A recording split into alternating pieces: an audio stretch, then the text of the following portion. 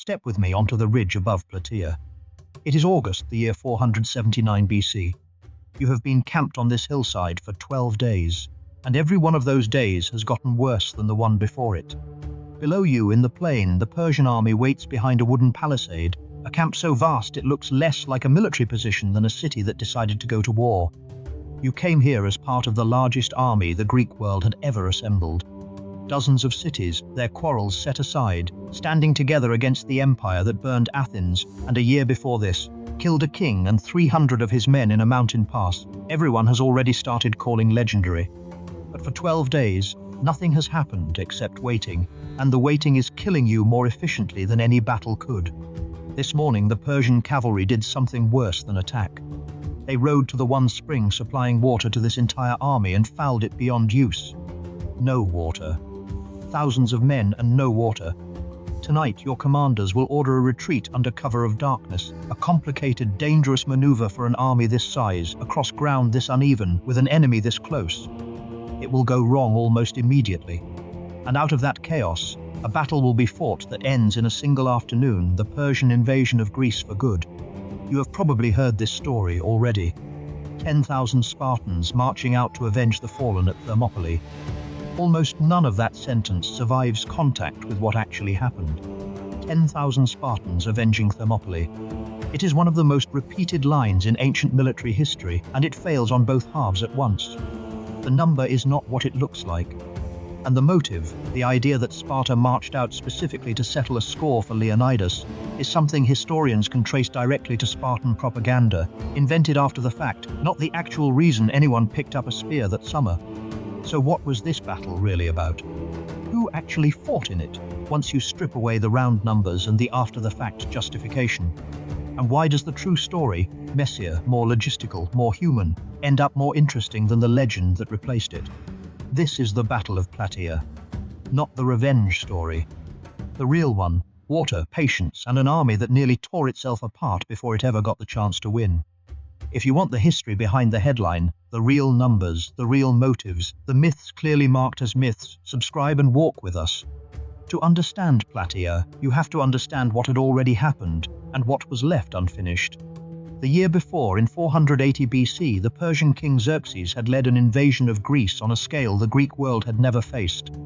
300 Spartans and their allies had died holding Thermopylae in a delaying action that became legend within a generation. Athens itself had been evacuated and burned.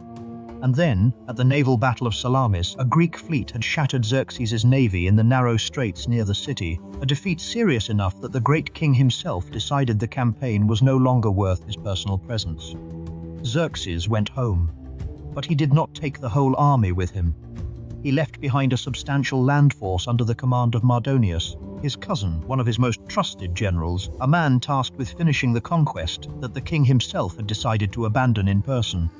Mardonius withdrew north into Boeotia for the winter, and when the campaigning season resumed, built a large fortified camp near the city of Plataea, a strong defensive position from which to either force a decisive battle on favorable terms or simply wait out the Greeks, who he understood were not naturally inclined to stay unified for long. He was not entirely wrong about that instability. But this time the Greek alliance held. The Greek response, when it finally came, was the largest combined land army the Greek city-states had ever fielded in one place. Command fell to the Spartan regent Pausanias, ruling on behalf of the young king Pausanias' cousin. Sparta, by long tradition and by the simple fact of possessing the most feared infantry in Greece, held the senior command of any major joint Greek force. Now, the numbers. This is where the ancient sources start causing real problems for anyone trying to write honest history. Herodotus, writing a few decades after the battle, and drawing on second-hand testimony and the natural human tendency to remember one's own victories as more impressive than they were, gives us Persian troop figures well over 300,000, with tens of thousands more Greek allies fighting on Mardonius' side. Later ancient writers push the numbers even higher. Diodorus suggests something approaching 500,000. Modern historians, working from what we know about ancient logistics, supply lines, and the physical capacity of the terrain around Plataea to hold an army, treat these figures as wildly inflated. the scholarly consensus lands somewhere in the range of 70 to 120,000 Persian and allied troops, an enormous army by any ancient standard, genuinely one of the largest forces assembled anywhere in this period, but not the impossible 500,000 of the more excitable ancient sources. The Greek force is usually estimated in a similar range, 75 to 85,000 men in total, drawn from dozens of city-states that had for once actually managed to put a unified army in the field. Buried inside that Greek total is the number that gets repeated more than almost any other figure from this entire war: 10,000 Spartans. It is worth stopping here and asking what 10,000 Spartans actually meant. Here is Herodotus' own breakdown of the Spartan contingent, and it is considerably more complicated than the round number suggests. Of that force, 5,000 were Spartiates, full Spartan citizens, the professional warrior class that the city-state's entire social and economic system existed to produce and support. This was the elite corps, the men who had trained for war from childhood as their sole occupation in life. Alongside them marched another 5,000 men described as perioeci, free but non-citizen Lacedaemonians, hoplites drawn from communities under Spartan control but without full Spartan citizenship. Real soldiers, real hoplites, genuinely part of the Lacedaemonian military system, but not Spartans in the strict citizen sense that the popular telling implies. And then, attached to this force in the numbers that actually explain the 10,000 figure, came 35,000 helots, the enslaved or semi-enslaved population that Sparta's entire economy and military system was built upon exploiting. 7 helots for every Spartiate by Herodotus' count, serving as attendants, baggage handlers and light armed support, not as the frontline hoplites the legend imagines. So when you hear 10,000 Spartans, what actually marched to Plataea was 5,000 true Spartan citizens, 5,000 allied but not citizen hoplites, and 35,000 enslaved or subordinate helots supporting them, a combined Lacedaemonian contingent of roughly 45,000 people, only a fraction of whom were Spartans, in the sense the word usually carries in the retelling. Historians still argue over an even more basic question buried in these figures: whether that 5,000 Spartiates represented most of the citizens Sparta could field at the time, or only a portion held back at home for other duties. We do not have a clean answer. What we do have is certainty that the tidy, dramatic number, 10,000 Spartans, full stop, collapses the moment you actually read the source it comes from. With both massive armies finally in the field, you might expect an immediate, decisive clash. Instead, what followed was 11 days of almost nothing. 2 armies, camped near each other, neither willing to commit to open battle on unfavorable terms. Mardonius understood that his cavalry, particularly his mounted archers, gave him a real advantage on open ground, while the Greek hoplite formations were far stronger fighting on the kind of broken, hilly terrain where cavalry struggled to maneuver. Neither side wanted to hand the other its preferred battlefield. The stalemate was not bloodless. Persian cavalry probed and harassed the Greek positions throughout, and in one of these engagements, a cavalry commander named Mecistius was killed, his horse shot from under him, and then, in the chaos that followed, an Athenian soldier managed to kill him by stabbing through the eye slit of his armor, the one gap in what had otherwise been a nearly impenetrable set of scale armor worn hidden beneath his clothing.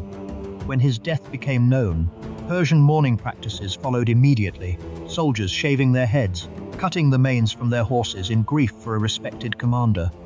12 days into the standoff, Mardonius made a decisive and ultimately disastrous move. He sent his cavalry to seize and block the Gargaphia Spring, the single water source the entire Greek army depended on for survival at their position. Cutting off water to an army of this size in the heat of a Greek summer was not a minor inconvenience. It was functionally a countdown. The Greek commanders, facing the collapse of their position through simple thirst rather than combat, made the decision to withdraw overnight to a stronger, better-watered position closer to Plataea itself. It was this retreat, not any planned assault, that produced the battle everyone actually remembers. We're following exactly how a retreat, badly executed in the dark, turned into the battle that ended a Persian invasion. If you want the full breakdowns of moments like this, the ones history simplifies into "and then they won," the membership link is in the description. Now into the retreat that nearly became a catastrophe. Night withdrawals are, even under the best conditions, one of the most dangerous maneuvers an ancient army can attempt. Coordination breaks down. Units lose contact with each other in the dark. And this retreat went wrong almost immediately. A a Spartan officer named Amompharatus, commanding one unit, refused outright to retreat, whether from stubbornness, a genuine disagreement over strategy, or simple confusion about the order. The sources do not let us say for certain. His refusal held up the broader Spartan withdrawal and created exactly the kind of fragmented, exposed troop positions that a competent enemy could exploit. In the center, the situation grew even messier. Contingents meant to fall back to a coordinated position instead scattered toward different points, some advancing past where they were supposed to stop, others held up entirely, the Athenian forces at one point finding their own path blocked by the disordered movement of allied troops elsewhere in the line. When dawn broke, Mardonius looked out at what appeared to be a Greek army in full chaotic retreat, precisely the moment a Persian commander had been waiting for. He committed his forces to the attack, personally leading the elite Persian infantry and cavalry of the left wing, directly at the Spartan and Tegean position that had been left exposed by the night's confusion. What Mardonius could not fully account for was how quickly a hoplite line, even one caught mid-withdrawal, could reform to face a direct assault. The Tegeans, positioned alongside the Spartans, broke first into the attack, charging the advancing Persian line. Pausanias, waiting, by the ancient accounts, for favorable religious omens before committing his own troops, a detail modern historians read as either genuine ritual caution or simple tactical patience dressed in religious language, gave the order for the Spartans to charge as well. What followed was close, brutal infantry combat between heavily armored Greek hoplites and lighter-armed Persian infantry, who, whatever their courage, were simply not equipped for a direct clash against a wall of shields and spears. The Persian line began to break, and somewhere in that collapsing fight, Mardonius himself was killed. By one account, struck down by a soldier named Iamnestus with a thrown stone, though the exact circumstances remain debated among historians working from fragmentary and sometimes contradictory sources. With their commander dead and their line broken, the Persian army's collapse accelerated into a rout. The fighting did not end on the battlefield. It continued into the Persian camp itself, where the surviving forces had retreated behind their fortifications, and where the Greek army, arriving in pursuit, eventually broke through. What followed was the ancient equivalent of a windfall on a staggering scale. The camp held the accumulated wealth and supply of a massive royal expedition: women, horses, camels, pack animals, and treasure, in quantities the victorious soldiers had likely never seen in one place before. Herodotus records that helots, sent in afterward to help gather the spoils, could not resist skimming some of the plunder for themselves before it was properly counted and divided, a small, very human detail buried in an otherwise triumphant account. By tradition, a tenth of everything recovered went to Pausanias personally as commander, separate from what was distributed to Sparta and the other allied cities. And in the treatment of Mardonius's body, Pausanias made a deliberate choice that the ancient sources present as morally significant. Some of his own allies reportedly urged him to mutilate the fallen Persian commander's corpse, a direct symbolic retaliation for what had been done to Leonidas's body after Thermopylae the year before. Pausanias refused. He would not, he said, degrade himself by treating an enemy's remains the way the enemy had treated Leonidas's. It is a striking moment of restraint in an otherwise brutal ancient war, and it sets up rather neatly the myth we still have left to examine.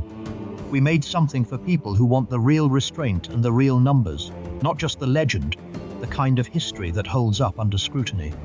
If you want to carry a piece of that, the link is in the description. Here is the second half of the famous line, and it turns out to be even less solid than the first. 10,000 Spartans marched to avenge Thermopylae implies that revenge for Leonidas was the motive, that Sparta went to Plataea specifically to settle a blood debt from the year before. It is a clean, emotionally satisfying narrative arc, humiliation at the pass, redemption on the field. The historical record does not actually support that as the real, contemporary reason anyone marched. The Greek alliance assembled at Plataea for the plain strategic reason that Mardonius's army was still in Greece, still a threat, and still needed to be defeated to end the war that Salamis alone had not finished. That is the actual motive available to us from the sources close to the events, finishing a war, not settling a specific personal score. What historians have identified quite explicitly is that the revenge for Thermopylae framing appears as something closer to Spartan propaganda, constructed after the victory to shape how the battle would be remembered, connecting Plataea backward to the death of Leonidas in a way that turned a strategic Greek alliance victory into a specifically Spartan story of honor restored.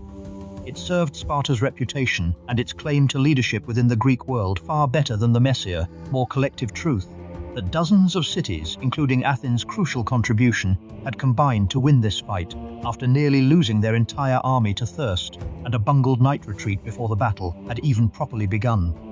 Pausanias's restraint with Mardonius's body may even have been part of the same project, a gesture pointed enough to invite exactly the comparison to Leonidas that later tradition ran with, whether or not avenging Leonidas had actually motivated a single soldier who marched to Plataea in the first place. Here is the pattern worth noticing, and it is the same pattern we keep finding underneath these old stories. A real battle was fought at Plataea. Real men, in genuinely enormous numbers by the standards of their world, endured 11 days of stalemate, lost their water, botched a retreat in the dark, and somehow still turned that chaos into a decisive victory that ended a Persian invasion of Greece for good. That is, on its own, a remarkable story, one that does not need a single invented number or a manufactured motive to be worth telling. But real events, once they are over, get handed to people who need them to mean something specific. Sparta needed a story where its citizens, not its enslaved auxiliaries, were the 10,000 heroes. Sparta needed a story where the year of humiliation at Thermopylae was answered and closed, not simply followed by an unrelated victory that happened, coincidentally, to also involve Spartan troops. The truth was complicated and collective. The legend is clean and Spartan. Only one of those was useful for Sparta's standing in the Greek world for the next several centuries. That is worth remembering every time a piece of ancient history arrives at you as a single tidy number and a single tidy motive. The number is very often doing more narrative work than counting work, and the motive is very often the story a victor decided afterward that it preferred to tell about itself. The water still ran out at Plataea. The retreat still nearly fell apart in the dark. And the army that finally won was Spartan, Athenian, Tegean, and dozens of other cities besides, fighting, as far as the evidence actually shows us, to finish a war, not to settle a score. Sparta was not the only ancient power whose founding stories got cleaned up after the fact. Centuries later, in a cold and distant province of a very different empire, a queen would burn 3 cities to the ground, and the empire she nearly destroyed would spend generations deciding how to remember her. Her name was Boudica. That story is next.